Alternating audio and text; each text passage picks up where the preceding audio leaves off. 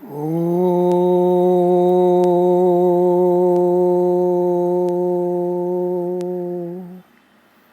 नमो नमः। गीताभ्यासे 3-4 न कर्मणामनारंभात् प्लस 3-5 न हि कश्चित् क्षणमपि।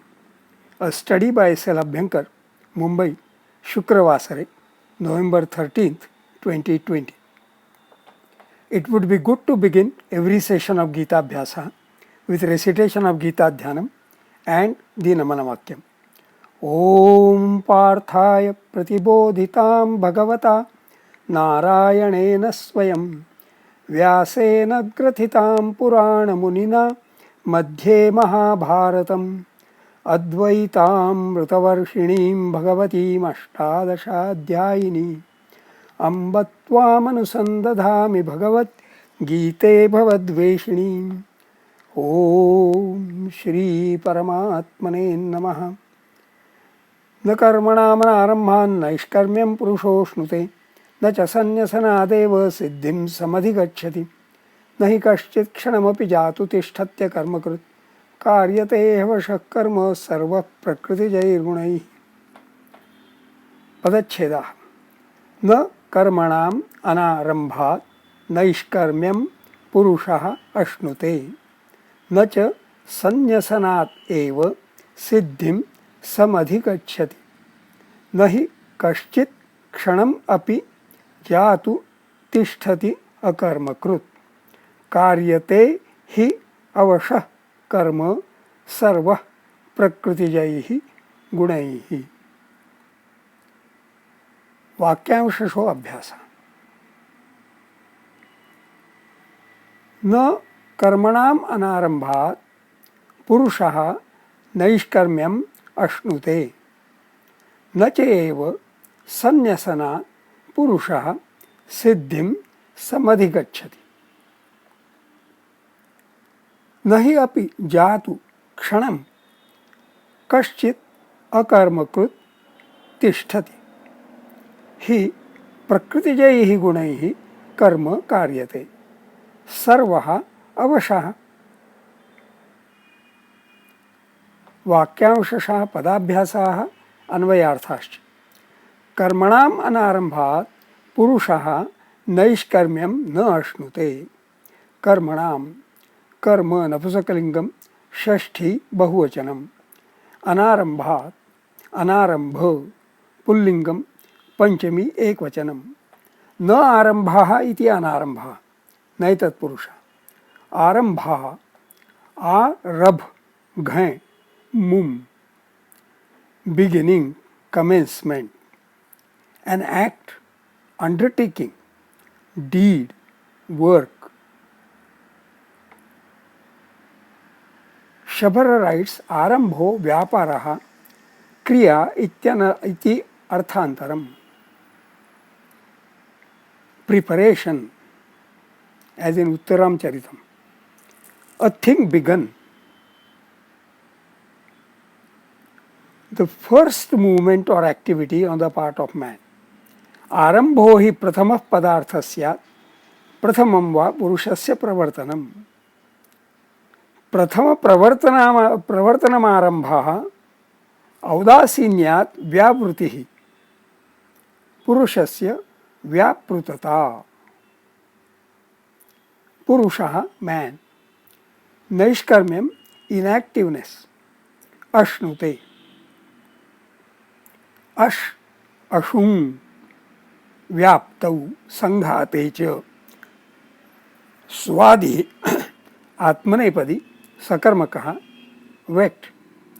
लट् लकारः आत्मनेपदं प्रथमपुरुषः एकवचनम्।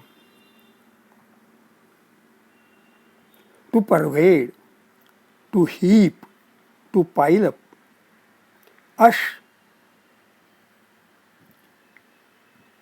पंचमगणीयः आत्मनेपदी। अश्नुते आनशे आशिष्ट आष्ट। अशिता अष्टा। अशिष्यते अक्ष्यते। अशितुम् अष्टुम्। अशित अष्ट। To pervade, fill completely, penetrate. To reach, go or come to, arrive at, attain to, Naishkarmyam Purushaha Ashnute. The same stanza has been quoted as reference. Karmanam anarambhat Purushaha Naishkarmyam na Ashnute. Man does not attain inactiveness by not undertaking any action. न च संन्यसनात् एव पुरुषः सिद्धिं समधिगच्छति. संन्यसनात्, संन्यसन नपुंसकलिंगम, पंचमी एकवचनम. संन्यसनम resignation, laying down, complete renunciation of the world and its attachments. Same stanza has been quoted. न च संन्यसनात् एव सिद्धिं समधिगच्छति. सिद्धिम, सिद्धि, स्त्रीलिंगम, द्वितीया एकवचनम. सिद्धि, सिद्ध क्तिन, accomplishment, fulfillment, completion, perfection, complete attainment of an object or an objective. Complete purity or sanctification, a superhuman power of faculty. These faculties are 8. Anima laghma aprapti prakamyam mahima tatha ईशित्वंच विशित्वंच तथा कामावसायिता.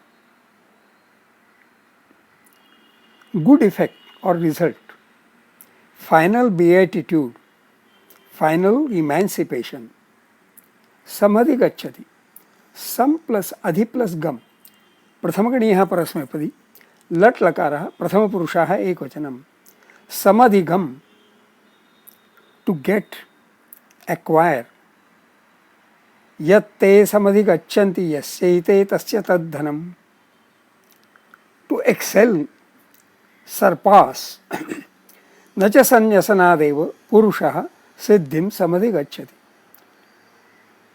And not even by complete renunciation, sannyasana, man attains complete purity or sanctification, siddhim.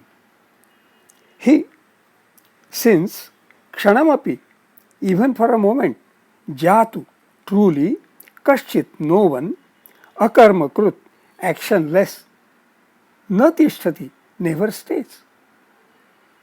Prakritijayihi, natural, gunaihi, faculties, karma, action, karyate, is caused, is made to happen only. Sarvaha, everybody, avashaha, is devoid of control over actions such as breathing being caused by natural faculties. Chando Vishleshanam. न कर्मणाम अनारंभा अष्ट अक्षराणि. मनारंभा एतेषां मात्राः एका द्वे द्वे. नैष्कर्म्यं पुरुषोष्णुते अष्ट अक्षराणि. ऋषोष्णु एतेषां मात्राः एका द्वे एका. न च संन्यसनादेव अष्ट अक्षराणि. सनादे एतेषां मात्राः एका द्वे द्वे. सिद्धिं समधिगच्छति अष्ट अक्षराणि. धिगच्छ एतेषां मात्राः एका द्वे एका. अनुष्टुप् छन्दः. न हि कश्चित् क्षणमपि अष्ट अक्षराणि. क्षणम एतेषां मात्राः एका एका एका. जातु तिष्ठत्यकर्मकृत् अष्ट अक्षराणि. त्यकर्म एतेषां मात्राः एका द्वे एका. कार्यते ह्यवशः कर्म अष्ट अक्षराणि. वशः कर्म कर्म एतेषां मात्राः एका द्वे द्वे. सर्वः प्रकृतिजैर्गुणैः अष्ट अक्षराणि. तिजैर्गु एतेषां मात्राः एका द्वे एका. प्रथमे पादे अपवादः. अन्यथा अनुष्टुप् छन्दः. Swadhyaya, notes of self-study. The negatives in this shloka are of the type converse is not true. So one cannot truly change the negatives and transform the sentences into affirmative. Converse of कर्मणाम अनारंभात पुरुषः नैष्कर्म्यम न अश्नुते. Converse of this can be कर्मणाम आरंभात पुरुषः नैष्कर्म्यम अश्नुते. Man attains inactiveness by undertaking actions. This is false. The word false brings to mind truth table analysis of the logic in this sentence. Karmanam anarambhat purushah naishkarmyam na ashnute. Note, a truth table is a mathematical table used in logic, specifically in connection with Boolean algebra, Boolean functions, and propositional calculus, which sets out the functional values of logical expressions on each of their functional arguments. That is, for each combination of values taken by their logical variables. Anarambhat, Naishkarmyam, Na Ashnute are all Booleans which have two values each, affirmative and negative. There will be 6C3 equal to 20 combinational options, but only one, Karmanam anarambhat purushah naishkarmyam na ashnute, will be true. How perfectly composed a sentence this is, linguistically, logically. It is said that Ganesha agreed to be the steno for Vyasa, with the condition that Ganesha's pen should not stop. But Vyasa put forth a counter condition that Ganesha should not go on just doing stenography without applying his own mind. I wonder whether this shloka made Ganesha also to think whether it could be better composed in the affirmative. The sentence Nacha sanyasanadev purushaha siddhim samadhi gacchati may also not be amenable to transforming into affirmative. In Aptai's dictionary, I found 17 plus meanings of the word siddhi.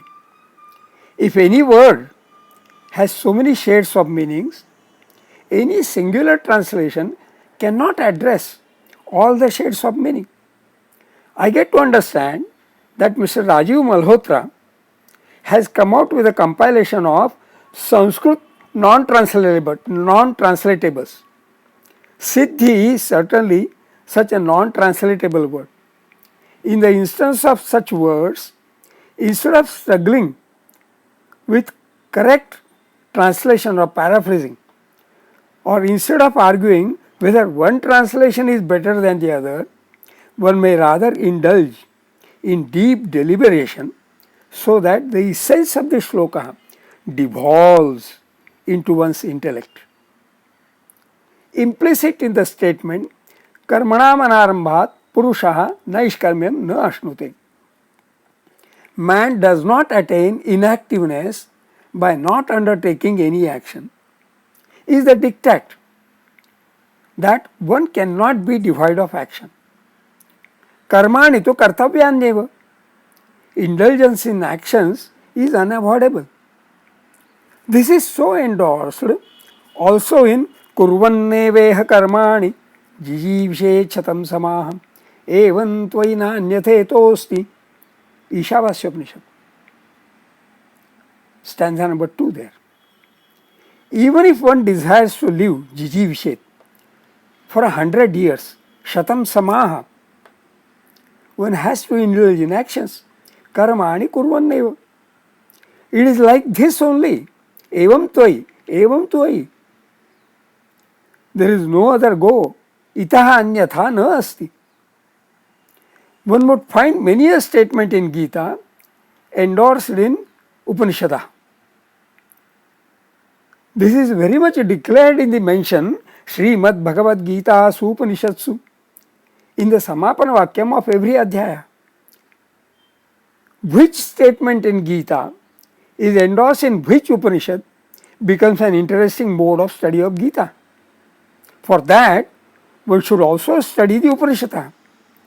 In Gita Rahasya, Lokmanya Tilak has listed Ishavasya Upanishad, Aitareya Upanishad, Kathopanishad, Kenopanishad, Kaivalyopanishad, Kaushitakya Upanishad, Chandogyopanishad, Taittiriyopanishad, Nrsimhottara Tapaniyopanishad, Prashnopanishad, Brihadaranyaka Mundakopanishad, Maitri Ramapurva Tapinyupanishad, Shvetashvatara Among 39 plus bibliographical references, someone having studied so many scriptures to be able to quote them appropriately is simply astounding.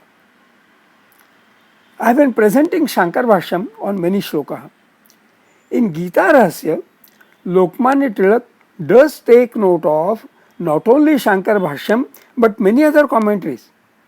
Fortunately, just today I located English translation of Gita Rahasya. His elucidation on the two shlokas on hand merits a study.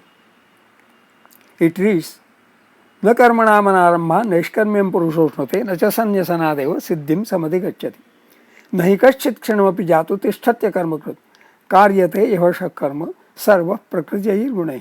But it is not that a man attains naiškarmya, that is performing action after destroying its binding force. That is the translation. By not commencing action. Nor does one attain perfection, siddhi, by merely making a renunciation, tyaga of action.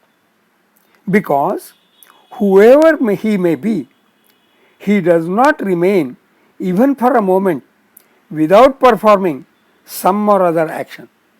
The constituents of Prakriti, Prakriti Jairgunehi, compel every being that has become dependent to always perform some or other action.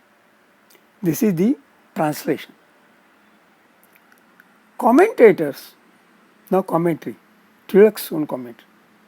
Commentators who support the path of renunciation have interpreted the word Naishkarmya occurring in the first of this stanza as meaning Jnana. And in order to support their doctrine, they have interpreted this stanza as meaning knowledge is not acquired by not starting action. That is to say, knowledge can be acquired only by performing action, inasmuch as action is the instrument, means of which knowledge can be acquired. But this interpretation is neither straightforward nor correct. The word Naishkarmya occurs any number of times, both in the Vedanta and the Mimamsa philosophies. And Sureshwaracharya has even written a book entitled Naishkarmya Siddhi. But these principles of Naishkarmya are not new, but have been in vogue from before the time not only of Sureshwaracharya but even of the sutras on the Mimamsa and the Vedanta. It need not be said that karma, action, is necessarily binding. Therefore, it is necessary to devise some means whereby the binding force or force of karma or action can be destroyed.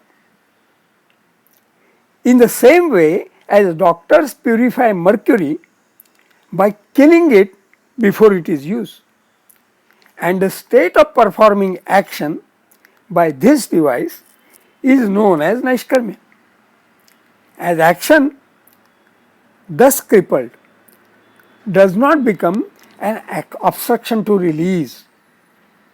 How to acquire this state is an important question in the science of release, moksha. The Mimamsa school answers this question by saying that if one performs the daily nitya ritual, daily, and the occasional naimittika ritual when there is occasion for it, and eschews the desire prompted kamya and prohibited nishiddha acts, one will escape the bond of action and can, without difficulty, obtain the nashkarmyavastha, the state of abstention from action. But Vedanta science has proved that this device of the Mimamsa school is wrong. And this matter has been discussed in chapter 10 of the Gita Rahasya. There are others who maintain that action, karma, will not bind a person if he does not perform it, and that therefore one should abandon all action in order to attain the state of inaction, Naishkarmyavastha.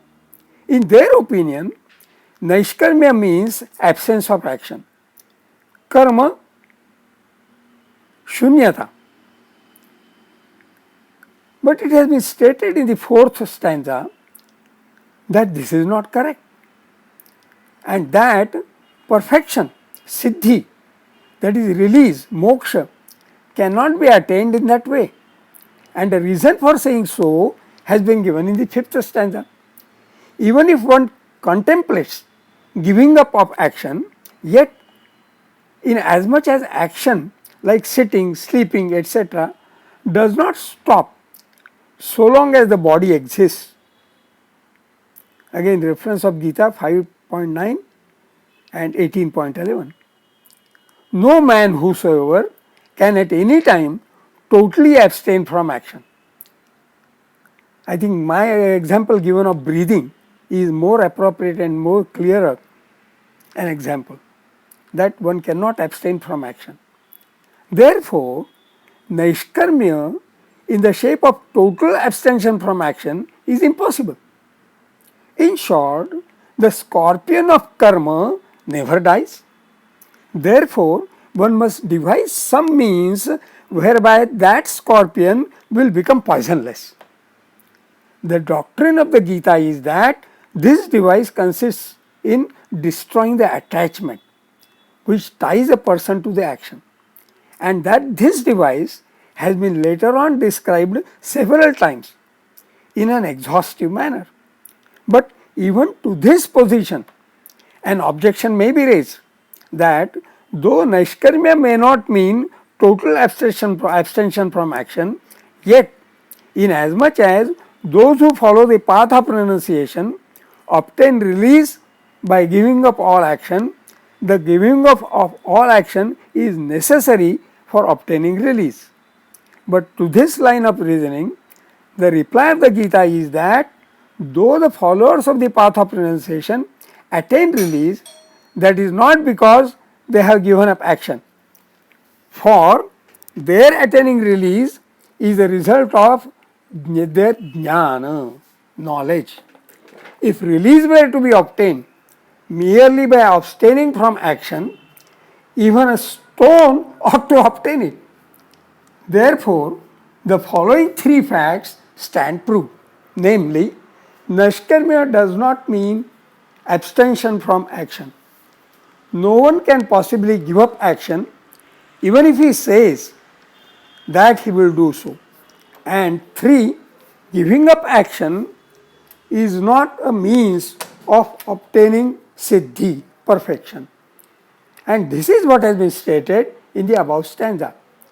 When these 3 conclusions have been arrived at, the only way in which Naishkarmya siddhi, perfection by desireless action, can be attained is by not giving up action, but continually performing action after destroying the asakti, attachment, by means of knowledge, jnana.